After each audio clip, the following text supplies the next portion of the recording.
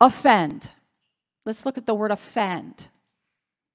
Make angry, to displease, to do harm, to affront, outrage, to cause sin.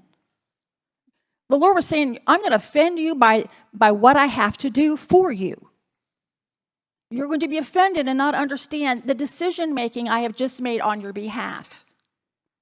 And I'm going to warn you ahead of time that the enemy is going to cause you to be offended. And I want you to understand you need not be. But it's going to be difficult. Many times leaders make decisions for the best possible outcome that may not be apparent immediately. If complete disclosure is not prudent to reveal, many become offended and follow the feelings of offense. Stumble if not of right heart and trust.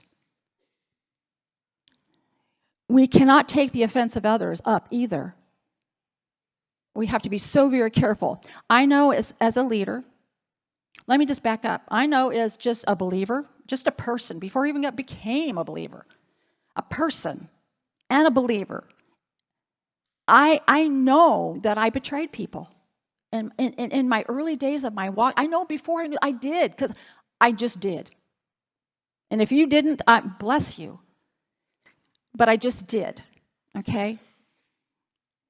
And then I became a leader, and I recognized that people aren't always happy with your decisions. And they get offended. And then they write stories. And they do all sorts of crazy stuff because of your offense. Because it wasn't prudent for us to reveal the reasons for the decisions. As parents, sometimes it's prudent for you to reveal your decisions to your children. Sometimes it's not. But Jesus recognized that because the decision that the God had made for this day and their misunderstanding of who he was sometimes as some kind of physical ruler, that they were going to be offended. I mean, how could you possibly die? I mean, this is now, you came here to, we're going to chariots and stuff. We're going to do stuff. We're going to pray for people. We're going to do stuff. If it wasn't exactly maybe taking over the government. Okay? But he warned them again. Prophesied, you will be offended. You will. Okay?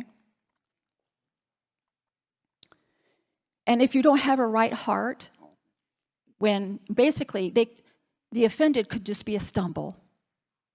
A stumble is, oh, I just don't understand. Offended means, what do you mean? And starts a whole big thing.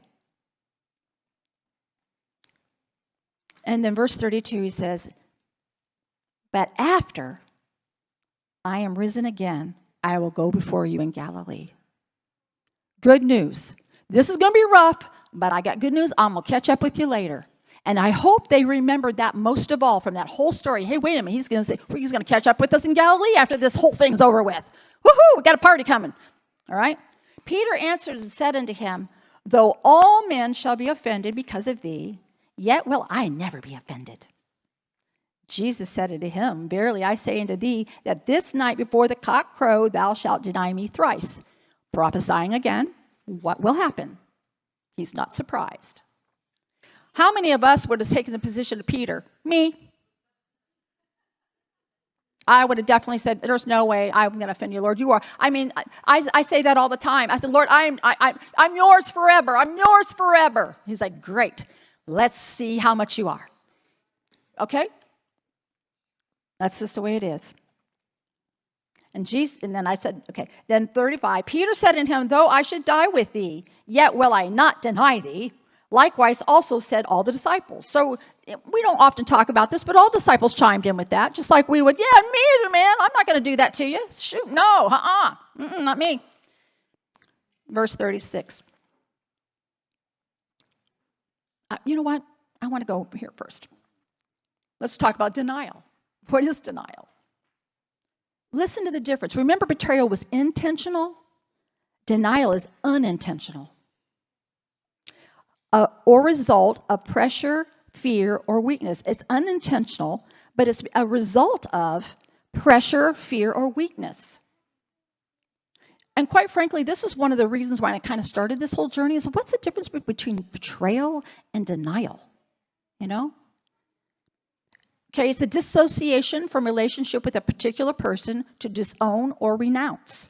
May involve denying a belief, affiliation, or connection to something or someone. The Greek, it means refuse, decline, disclaim, or gainsay. I didn't even know what gainsay meant, but it's in the word. It means to oppose or contradict. Ooh, how many kids contradict growing up? Whew. No, that's not what you said. No, that's not what I meant. That, and back and forth, contradict. The consequences of denial are fear, guilt, and shame.